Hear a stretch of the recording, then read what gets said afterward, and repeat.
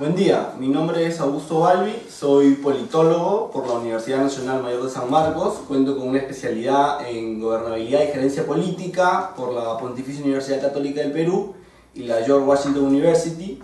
Soy investigador principal del Grupo de Estudios de Gobernabilidad y Democracia y en esta oportunidad he recibido la invitación del Instituto de Iure para realizar este curso virtual a nivel nacional que se titula Gobernabilidad y Políticas Públicas. En esta oportunidad vamos a desarrollar la primera unidad que corresponde a lo que significa las nociones básicas que hay que tener para introducirnos a discutir y empezar a hablar sobre estos temas, tanto de gobernabilidad como políticas públicas, que están muy de moda y en auge y que son importantes para el desarrollo de la gestión y de la política pública en el país en general. Así que, bueno, empecemos. En esta oportunidad, la estructura de esta sesión será desarrollada primero con alguna aproximación al término de política, para luego terminar desarrollando el concepto propio, de dónde proviene la etimología de la palabra, que la mayoría quizá ya lo conoce por los estudios universitarios que hemos cursado, un poco cuáles son las dimensiones al momento de hablar de la política en sí como dinámica, como práctica en la realidad social y obviamente en nuestra realidad, y introducirnos al final al Estado, que es quien va a realizar la política pública y es al final quien genera gobernabilidad para poder ya meternos de lleno al tema. Así que empecemos entonces hablando del concepto de política. Y para hablar de esto habría que tener en cuenta primero que el término política es un término bastante familiar, ¿no es cierto? Política es un término muy coloquial, de un lenguaje bastante habitual, incluso en casa, ¿no es cierto? Y eso pues lo hacemos en el ejercicio, mamá, papá, hermanos, familia, amigos, con ellos conversamos usualmente de política, o utilizamos el término de política. A diferencia de otras ciencias, ¿no es cierto? Como por ejemplo la física, en la que difícilmente conversamos sobre kilotones o quarks, ¿no es cierto? O de repente a través de la biología, la fotosíntesis. Si bien es un lenguaje técnico, política también para la politología, para la ciencia política, es un lenguaje técnico. Sin embargo, el uso se ha vuelto un uso habitual, un uso coloquial. Entonces, hablamos primero, para empezar, de la política como un término bastante familiar. Lo segundo es que al ser un término bastante familiar, posee una diversidad de contenidos, ¿no es cierto? Vamos a encontrar tantas definiciones de política como a personas le preguntemos, y cada una seguramente nos dará una definición distinta, una conceptualización distinta. Entonces tenemos que es un lenguaje, se usa en un lenguaje habitual y que existe una diversidad de contenidos al momento de hablar de política. Sin embargo, también se usa en tono despectivo, ¿no es cierto? Hay gente que se considera que no hace política y que no quiere hacer política, que la política es ciertamente un poco sucia, ¿no es cierto? Que está inmiscuida con corrupción. Entonces se utiliza mucho en un tono despectivo también. Y en general también hay posiciones negativas hacia política, ¿no es cierto? A muchos nos dicen que no hay que meternos en la política, que no hay que hacer política, que la política no es para personas honestas. Entonces, toda esta gama de paradigmas que hay sobre la política, pues nos lleva a que en realidad no se pueda generar ciertamente una conceptualización de qué cosa es la política desde una visión técnica, ¿no es cierto? Desde una visión desde la ciencia. Bueno, dicho esto, quisiera primero irnos a las raíces para poder entender el tema, para romper un poco todos esos paradigmas del tono despectivo y llevar a la política no al lenguaje habitual del que estamos acostumbrados, sino a un lenguaje más técnico desde la ciencia política, que es mi ciencia, ¿no? La carrera que yo he estudiado. Y aquí quiero citar al autor Marcel Predlos, un autor francés que allá por el año 64 escribía Ciencia Política. Es un libro que trata de introducir un poco a las raíces del origen de la ciencia. Y evidentemente pues trata de hablar un poco de la ciencia política, de la política. Y en la política él da las posibles palabras del griego de donde podría haber provenido el término política. Bueno, evidentemente el primer término es la polis, ¿no es cierto? Cita Predlot la polis como la ciudad, como el recinto urbano donde se desarrollaba la vida de la comunidad política en Grecia. La polis, eso lo conocemos todos.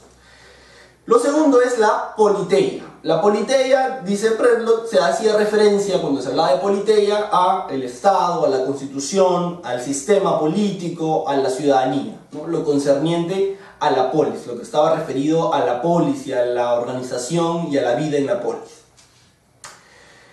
El segundo término es el ta politica, ¿no es cierto? O política, política tecné, que se refiere a las cosas políticas, a las cosas cívicas, ¿no es cierto? Las cosas que estaban referidas al ambiente público. Y aquí estaría un hombre importante para la polis, que es el políticos.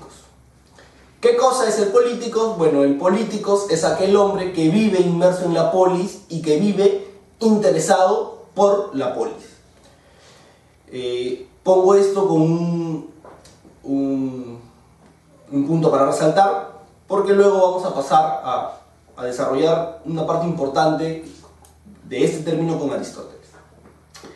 Y luego la politique, que se refería al arte de la política, ¿no es cierto? Que estaba muy relacionada a la retórica, a este tema de hablar en público y capturar a las masas y convencer, ¿no es cierto? Lo que pues en nuestro país hace muy bien nuestro amigo Alan García. Bueno, estos términos, dice Marcel Predlot, son de donde va a provenir el término política. Originariamente o inicialmente vendría de ahí.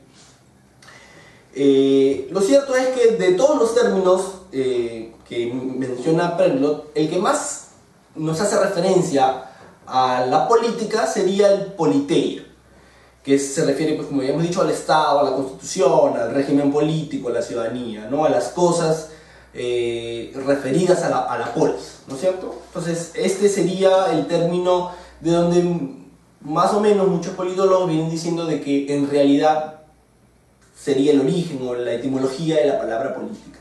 Pero lo cierto es que todos los términos griegos que menciona Predlot hacen referencia a la política.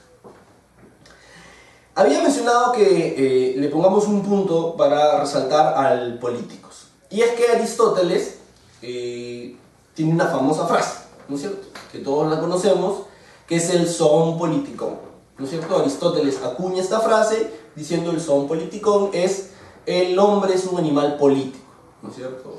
Traducido de esa manera. Sin embargo, hay otras traducciones que nos dicen que el hombre es un animal social, político o social. Indistintamente se ha venido usando esa traducción del zoon politikon. Y yo quiero aquí romper el primer paradigma. Si bien es cierto, Aristóteles se refería al zoon politikon como un hombre político, como un hombre social, estrictamente no quiso decir que el hombre era un animal ni político ni social. Quizá aquí pueda parecer que lo que estoy diciendo está fuera de contexto, ¿no? O puede estar un poco erróneo, pero lo voy a explicar. Aristóteles dice que hay dos hombres, el políticos y el idióticos. El políticos es el hombre, como habíamos dicho, interesado e inmerso en los asuntos de la polis. Es un hombre que vive preocupado por las cosas que acontecen en la polis. Y el idióticos es aquel hombre que es todo lo contrario, que no le interesan los asuntos de la polis y que vive inmerso en sus asuntos personales, en los quehaceres que tiene diarios de su vida y que le importa poco o nada lo que suceda con la polis. Dice Aristóteles que este hombre idióticos es un hombre falto de cultura, ¿no es cierto? Es un hombre inculto, ignorante y que va un poco contra la naturaleza del hombre. Si Aristóteles nos dice que el idióticos es un poco falto de cultura y que va un poco contra la naturaleza del ser humano, que es entonces ser políticos, nos está diciendo que el políticos entonces es el hombre natural. La naturaleza del hombre es ser políticos, ¿no es cierto? Es vivir interesado por los asuntos de la polis, vivir preocupado por los asuntos de la polis. Entonces, El son politikon de Aristóteles hace referencia a que el hombre es un animal de la polis, ni político ni social, sino de la polis. Esa es la traducción del término más propia, a mi entender, que es un hombre de la polis, es un animal de la polis. Pero aquí entre líneas hay que leer algo bien importante. Aristóteles le está quitando, al decir que el hombre es un zoon politikon, al decir que es un animal de la polis, está dejando al hombre en la esencia misma, en su naturaleza. Le está quitando la condición humana, le está quitando la capacidad de raciocinio, que es lo que nos diferencia de los animales, y nos equipara a ellos. Somos unos animales, pero somos unos animales, y aquí viene el gran aporte o el punto clave de Aristóteles, pero somos unos animales de la polis. ¿Qué significa entonces ser unos animales de la polis? Según lo que quiso decirnos Aristóteles. Y es que justamente somos políticos por naturaleza. Debemos vivir inmersos en la polis e interesados por la polis. Lo que hoy podríamos decir, debemos vivir preocupados por lo que pasa en la política peruana, ¿no es cierto? Es nuestra naturaleza sería, según Aristóteles, pues preocuparnos por todo lo que acontece, tanto en el poder ejecutivo, tanto en el poder legislativo y también en el poder judicial, ¿no es cierto? Los asuntos políticos son de nuestro interés naturalmente. Entonces, este animal de la polis se refiere Aristóteles a la polis no como espacio físico, ¿no es cierto?, sino a la polis como comunidad política, a ese instinto del hombre de sociabilización. Entonces, de este animal de la polis se desprenden dos cosas, que es lo que se ha venido diciendo, que el hombre es un animal social y político, pero ambos a la vez, es tanto social como tanto político, ¿correcto? No podemos decir solo que es un animal político o solo que es un animal social, es ambos. Ambos están interrelacionados porque es un animal de la polis, es un animal que debe vivir inmerso en los asuntos de la polis, interesado por lo que le acontece a la ciudad, por lo que le acontece al Estado. En nuestro contexto, ¿no? Hablamos de polis, de Aristóteles en el tiempo de Grecia. Nuestro contexto sería vivir interesados por la polis en la actualidad, interesados por los asuntos del Estado. Dicho esto, pues ya podríamos entrar un poco a definir qué cosa es la política, ¿no es cierto? Ya hemos entendido de dónde puede haber provenido el término política, evidentemente de Grecia, que hace referencia a las polis, y el término politeia pues es uno de los términos que más podía acercársele a la definición actual de política. Pero entonces, ¿qué es política? Y política, bueno, vamos a encontrar tantas definiciones como autores busquen. Ahí hay que tener un punto. No hay una definición 100% certera o que digamos esto está bien o esto está mal. Sin embargo, hay ciertas cosas que nos pueden llevar a entender un poco la definición del concepto de política. Y bueno, una de ellas que se desprende de esta idea de Aristóteles es que cuando hablemos de política vamos a hablar de una actividad netamente colectiva, ¿no es cierto? Si decimos que el hombre es un animal de la polis que necesita la comunidad política, ¿no es cierto?, y que vive inmerso en esta comunidad política, pues evidentemente es una actividad colectiva, ¿no es cierto? A no ser que alguno de nosotros pensemos de que podemos hacer política nosotros solos y sin nadie al lado, ¿no es cierto? No se puede. La política, para hacer política, para que la política se lleve a cabo, necesitamos vivir en una sociedad, necesitamos ser más de una persona, ¿no es cierto? Entonces es una actividad colectiva y es una actividad humana, ¿no es cierto? Porque es una característica que tiene solo el hombre, ¿no es cierto? No la tienen los animales no son los que hacen política, la política la hacemos nosotros. Entonces es una actividad colectiva y es una actividad humana. Lo segundo es que al hablar del término política, dice el profesor Mauricio Duverger, profesor alemán, politólogo también, hablamos de una naturaleza agonal, de una naturaleza de lucha, necesariamente. Al hablar de política, tienen una fase agonal, ¿no es cierto? Tienen una naturaleza de lucha. Y entonces se buscaría con la política el regular un poco esos conflictos y tratar de buscar ciertas seguridades. Otra cosa que hay que tener en cuenta es que al ser una actividad colectiva, necesariamente tiene que haber una interrelación, ¿no es cierto? Tiene que haber una interrelación para que pueda efectivamente decirse que es una actividad colectiva. Y lo segundo es que siempre la política va a estar relacionada a un aspecto que consiste en la toma de decisiones, ¿no? En el decidir. Obviamente esta decisión debe afectar a una colectividad para que yo pueda estar necesariamente refiriéndome al término de política.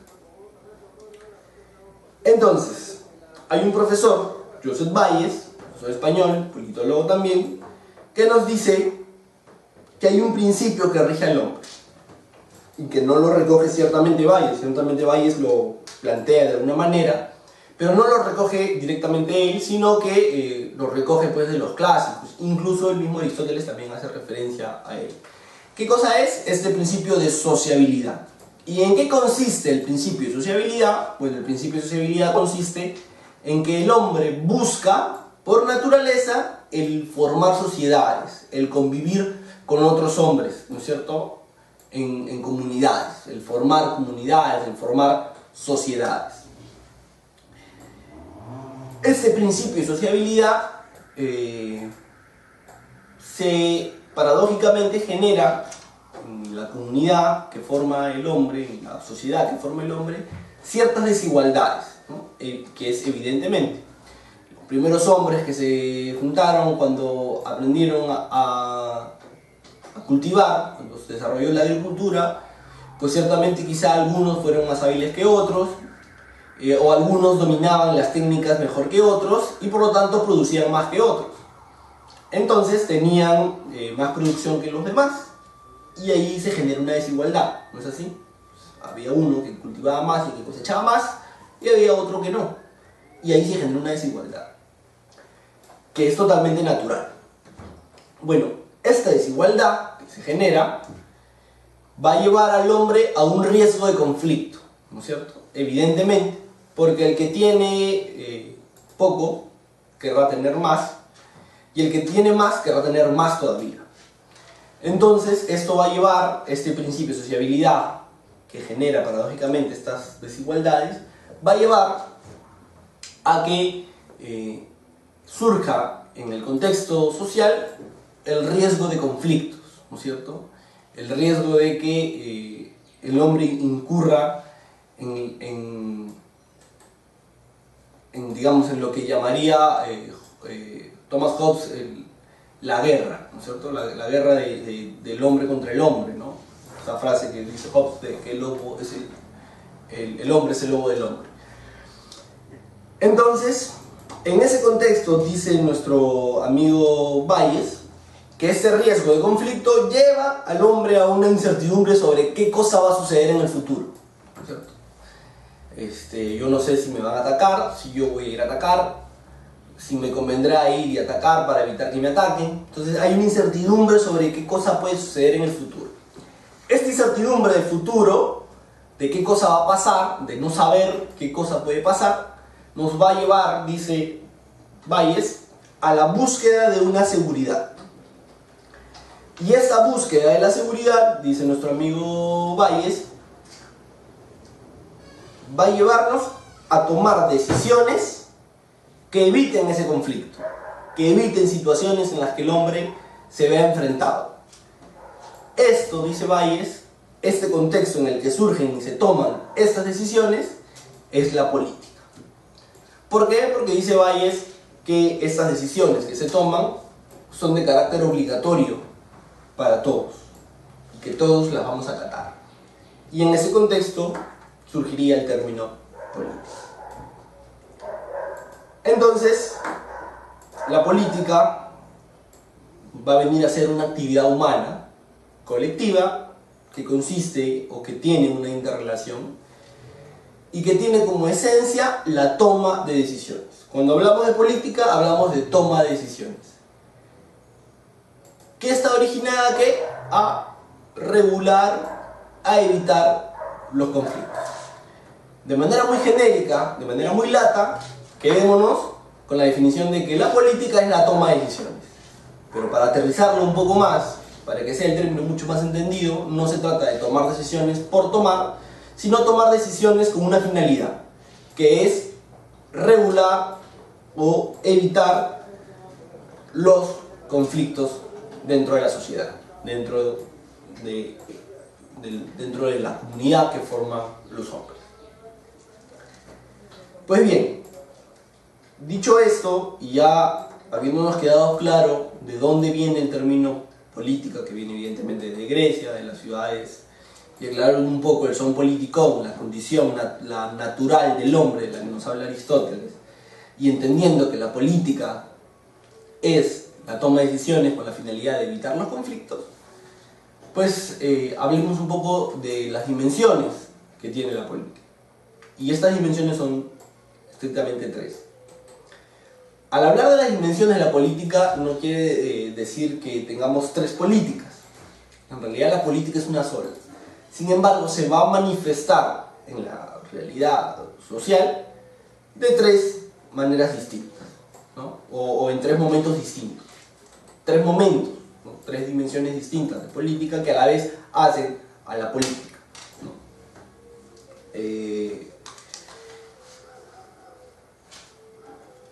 Y acá, estas tres dimensiones, se habla hace mucho tiempo en la ciencia política de esos tres términos, que ciertamente a la actualidad no tienen una definición concreta, ¿no? Mejor dicho, no tienen una traducción concreta. Y los términos son la polity, la politics y la policy, ¿cierto? Son los tres términos que hacen referencia a las tres dimensiones de la política. Sin embargo, no tiene una traducción exacta. Pero nuestro buen amigo Joseph Bayes, una vez más, nos ayuda y nos dice que más o menos podríamos estar hablando no de una traducción exacta, pero sí de una aproximación mucho más certera, que sería hablar de la política como estructura, una dimensión estructural de la política, hablar de la política como un proceso, su dimensión procedimental, y hablar de la política como resultado, ¿no? La estructura correspondería a la polity, el proceso correspondería a las politics y el resultado correspondería a las policy, ¿cierto? Hace esta equivalencia que más o menos nos ayudaría a entender estas tres dimensiones. Entonces hablemos un poco de la primera dimensión, de la política como estructura, ¿no es cierto? Su dimensión estructural, de la política. Y aquí, cuando hablemos de la política como estructura, pues haremos referencia al conjunto de instituciones, al conjunto de reglas que van a ser diseñadas con una finalidad que es modular, moderar, ¿no es cierto?, la interacción política. En muy sencillo, la política en su dimensión estructural, las politics, ¿no?, es el conjunto de instituciones, de reglas que se crean, que son diseñadas con la finalidad de modular la interacción política. Entonces aquí en la dimensión estructural, pues es donde va a estar el Estado, para empezar, ¿no es cierto? El Estado como un orden artificial que ha sido creado por el hombre para regular la convivencia social, ¿no es cierto? Eso es una de las definiciones que más o menos aprendemos todos cuando entramos a la universidad, ¿no? ¿Qué cosa es el Estado? Bueno, para muchos, por ahí Kelsen decía, es una sociedad jurídica y políticamente organizada. Ya vamos a hablar del Estado más adelante, pero más o menos caemos todos en cuenta de que el Estado es un orden que ha sido creado, es un orden artificial que ha sido creado por el hombre para regular la convivencia social, para regular la sociedad, para regular la vida social. Entonces el Estado está acá, en esta dimensión estructural. El Estado, la Constitución, las leyes, ¿cierto? Las instituciones mismas de la sociedad, que tienen como finalidad el modular la interacción política. Esa sería la dimensión estructural de la poli. Entonces, cuando metámonos a estudiarnos la estructura, ¿no? La dimensión estructural, pues acá hablaremos en general del Estado, de las leyes, de la Constitución, del sistema político, ¿no es cierto?, que es el que nos va a ordenar el sistema político, las formas de gobierno, ¿no es cierto? Tenemos también aquí, al momento de hablar, los presidencialismos, los parlamentarismos, los semipresidencialismos, ¿no es cierto? Los regímenes de gobierno propios, como la democracia, ¿no es cierto?, y todos sus adjetivos que conocemos hoy en día: democracia participativa, democracia representativa, un mecanismo de democracia directa, democracia delegativa, de la que nos habla nuestro amigo Guillermo O'Donnell, ¿no es cierto? Y por ahí los regímenes no democráticos, ¿no es cierto?, como lo son, pues, los autoritarismos competitivos de los que habla Steven Levitsky, las dictaduras, ¿no es cierto?, las monarquías, los regímenes sultánicos, ¿no? Toda esta gama de cómo se organiza el poder y cómo se generan estas instituciones para regular la convivencia social, va a estar en esta dimensión, en la dimensión estructural, en la política. La segunda dimensión es la política como proceso, ¿no es cierto? Y la política como proceso, pues, hace referencia a la secuencia de actos y de conductas entre los diferentes actores de la política. La política tiene actores, los principales actores de la política somos nosotros, ¿no es cierto? Porque somos nosotros los que hacemos política, somos nosotros los que generamos la interacción política. Y la política como proceso, pues, va a estudiar la secuencia de actos y de conductas entre estos actores, ¿no? Entre estos actores. Y eso es las políticas. El resultado, o la política como resultado, no es más que lo que vamos a estudiar en este curso, que son las políticas públicas, ¿no es cierto? De manera muy lata, ¿qué cosas son las políticas públicas? Son las opciones que se van a elegir de parte del gobierno, evidentemente, para resolver un determinado problema. Estas tres dimensiones, estructura, proceso y resultado, van a generar la unidad política. La política, el término, ¿cierto? No quiere decir que sean, esto no es una clasificación, no es una tipología, porque no la existe. Lo que es una forma de aproximarnos a entender los distintos momentos y las distintas etapas en la cual la política se va a convertir o se va a inmiscuir ya de manera muy directa en la realidad social, a través de la polity, la estructura, las politics, el proceso, y la policy, el resultado.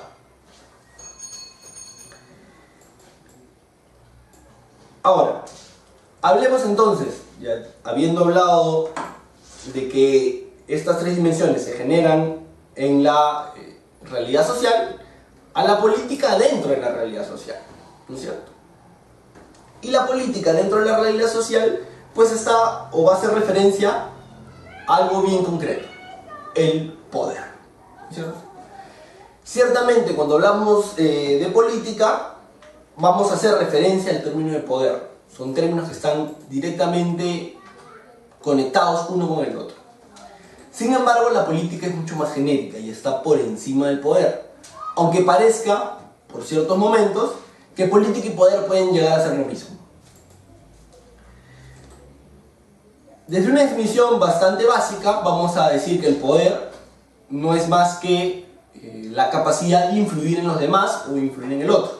La capacidad de influir en un grupo de personas o en una persona. Y ciertamente es cierto. El poder, de manera muy básica, como hemos dicho, sí, hace referencia a eso. Sin embargo, metamos al poder dentro de la sociedad. Y el poder dentro de la sociedad va a generarse a través de una relación, evidentemente. Una relación. En la sociedad se generan relaciones, ¿no es cierto?, producto de las interacciones políticas que tenemos los unos con los otros, y estas relaciones en la sociedad van a darse de manera par entre dos y van a ser asimétricas al momento de hablar de poder. ¿Qué cosa quiero decir cuando hablo de relaciones par asimétricas al momento de hablar de poder? Que el efecto retornante del mensaje que nos enviamos nosotros, en algún momento el efecto no es igual para uno. Me explico. Yo emito un mensaje y ustedes emiten un mensaje. Hay un efecto retornante en el mensaje que yo emito y a la hora que regresa su respuesta. Yo emito el mensaje, llega el mensaje a ustedes y ese mensaje va a regresar a mí, ¿no es cierto?, a través de una respuesta de ustedes. Cuando hay igualdad de efecto retornante, quiere decir que el mensaje que yo emito no genera mayor respuesta de cambio en ustedes. Pero cuando hay desigualdad de efecto retornante, quiere decir que el mensaje que yo emití ha generado un cambio en su conducta, en su opinión, en su forma de pensar, en cualquier contexto, pero genera un cambio. Cuando se produce esto, hay una relación par entre nosotros asimétrica, porque no estamos en la misma condición, porque yo soy quien está influyendo en ustedes. Esto constituiría el poder. Relaciones asimétricas dentro de la sociedad. ¿Correcto? Bien. Estas relaciones asimétricas pueden llegar en algún momento, por intereses, por cuestiones, por características en común, a concentrarse en grupos. ¿Correcto? Vamos a decir, los que piensan que tienen una ideología política o una inclinación política de derecha, pues se agruparán. Los que piensan que tienen una ideología de izquierda se agruparán.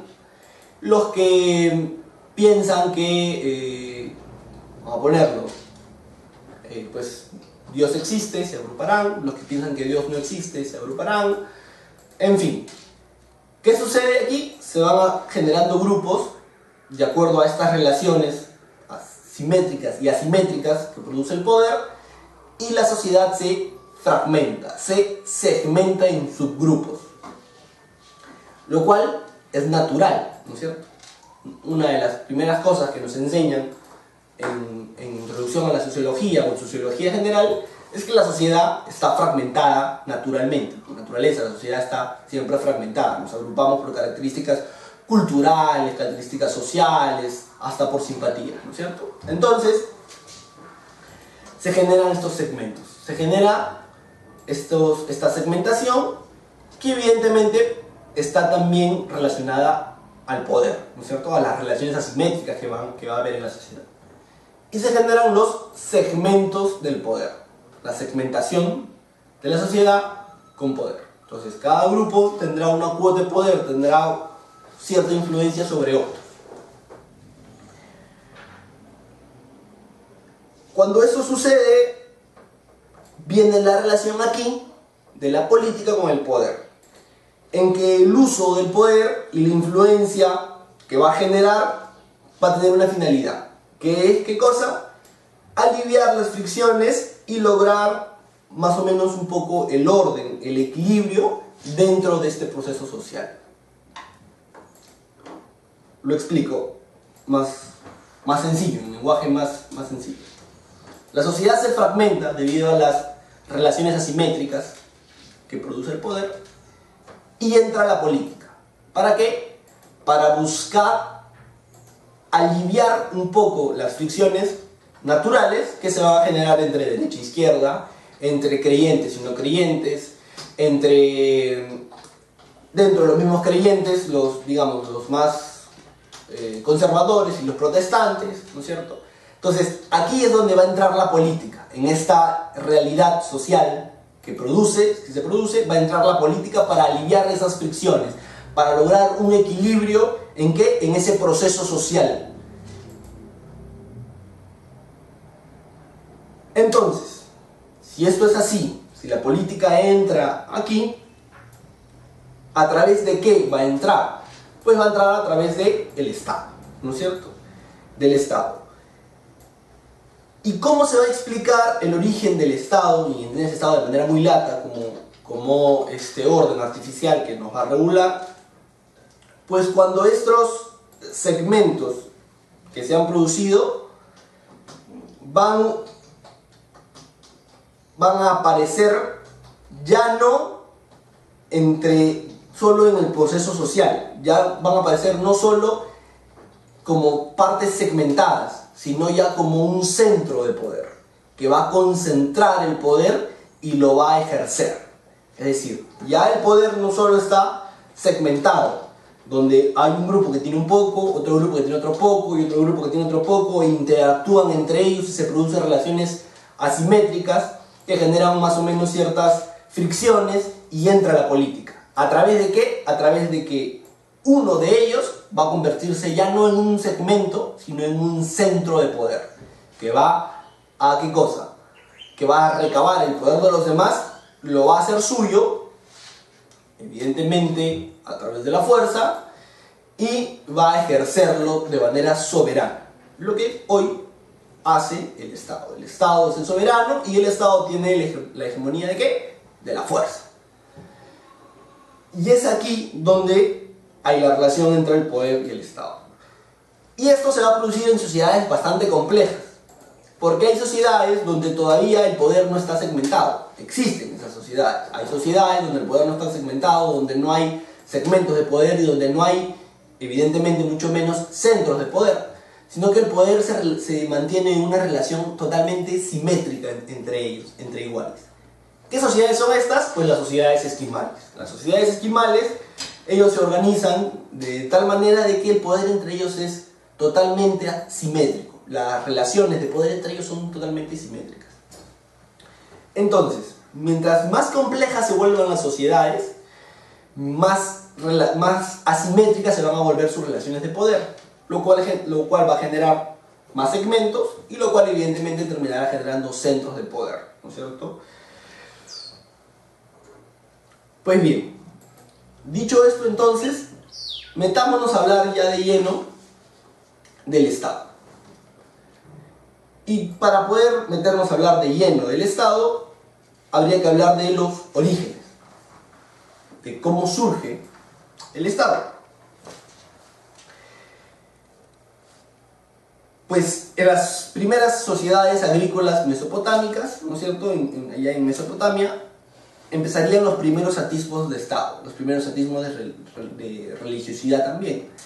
Y hay que entender que la primera forma de organización estatal es la teocracia, ¿no es cierto?, el gobierno religioso, una de las primeras formas de organización. Entonces el origen más remoto del Estado pues estará en estas primeras sociedades agrícolas, básicamente agrícolas, que surgieron en Mesopotamia. Con el devenir de la historia llegaremos a hablar, para poder definir el Estado en esencia, en Inglaterra, ¿no es cierto? Con Inglaterra surge todo este proceso de guerra civil que se produce entre Cromwell y la corona, ¿no es cierto? Y es aquí donde surgirían las primeras ideas de Thomas Hobbes, posteriormente de John Locke, que tendrían forma en Rousseau, ¿no?, ya muchos años después. ¿Qué nos va a decir Thomas Hobbes? Thomas Hobbes, y esto ustedes lo deben saber, deben haber leído el Leviatán.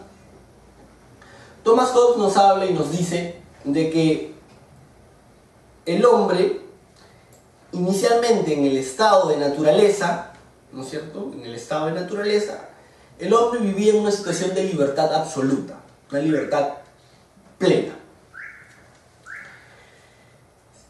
Y que el hombre tiene ciertas características que lo hacen ser igual en capacidad y en razón.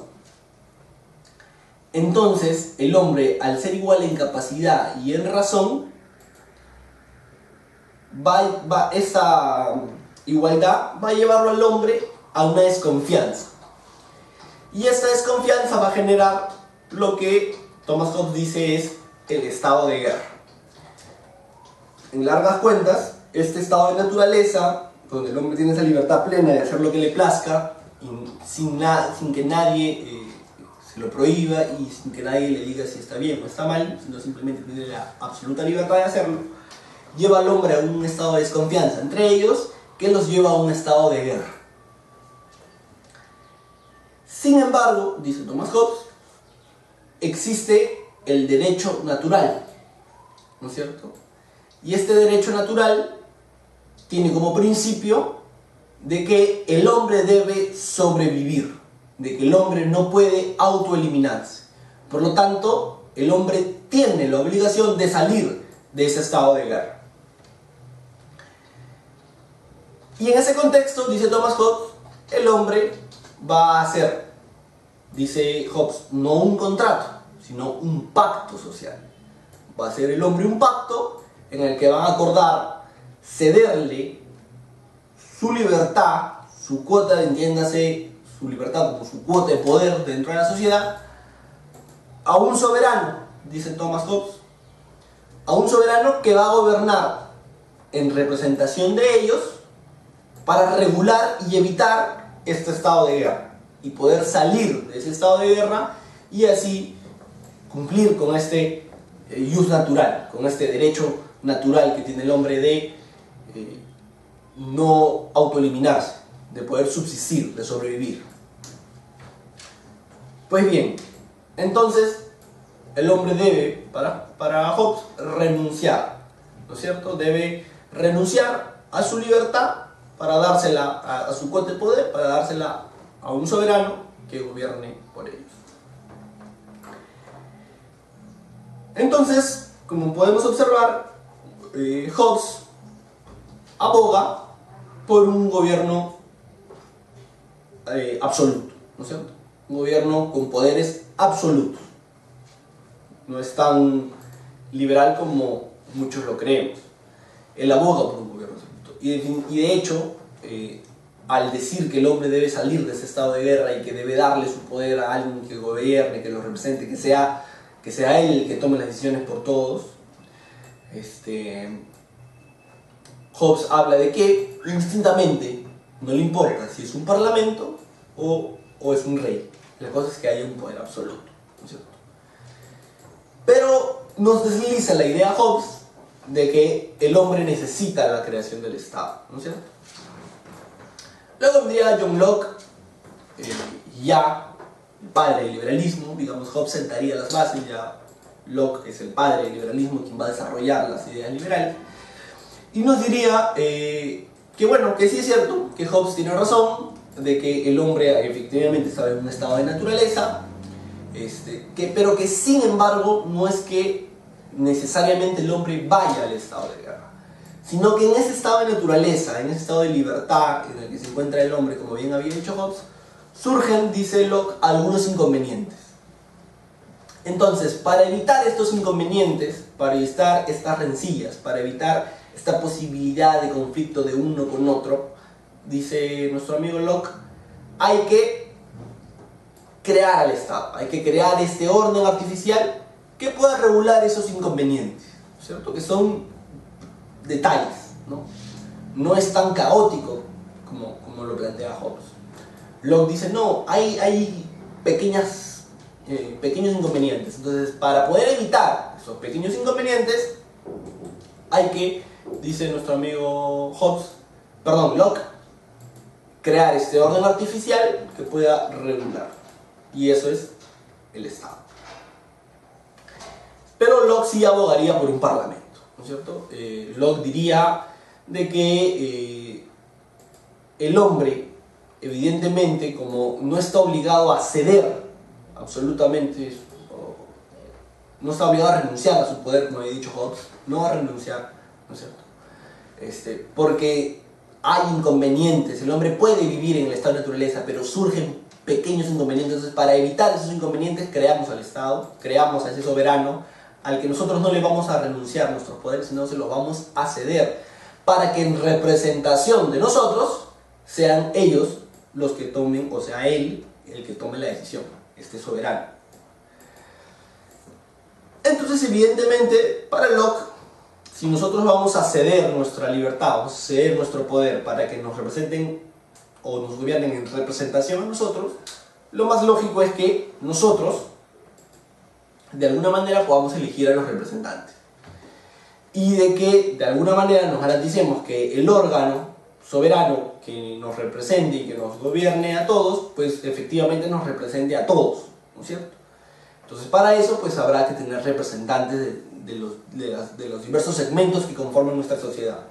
Por lo tanto, aboga Locke por el Parlamento. Entonces, en Locke dice lo que se produce no es un pacto social en el que nosotros renunciamos a todo y le decimos, ok, tú soberano vas a gobernar, tú vas a tomar las decisiones y tú vas a hacer todo, sino le vamos a decir a un soberano, que va a ser para Locke un parlamento, ok, nosotros podemos vivir así, tranquilos, pero pueden surgir algunos problemas. Para evitarlos, gobierna tú, en representación a nosotros. Pero si tú, soberano, en algún momento vas más allá y atentas contra nuestra libertad, y atentas contra contra nosotros, ¿no es cierto?, contra nuestros derechos, dice Locke, la sociedad, el hombre, tiene el absoluto derecho de levantarse contra ese gobierno tiránico que está atentando contra su libertad. Es decir, John Locke nos da el derecho a la insurrección, el derecho a la protesta, a levantarnos contra ese gobierno de facto. Cosa que no encontramos, evidentemente, en Hobbes. Entonces, lo que vemos en Hobbes es un pacto en el cual cedemos y recibimos la decisión del gobierno, simplemente de la autoridad, del soberano, y simplemente acatamos, y no tenemos más.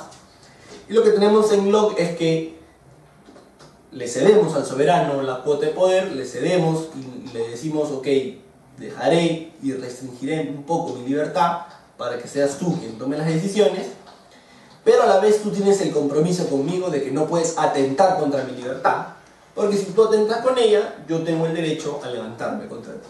Es decir, en Locke tenemos obligaciones y deberes, mientras que con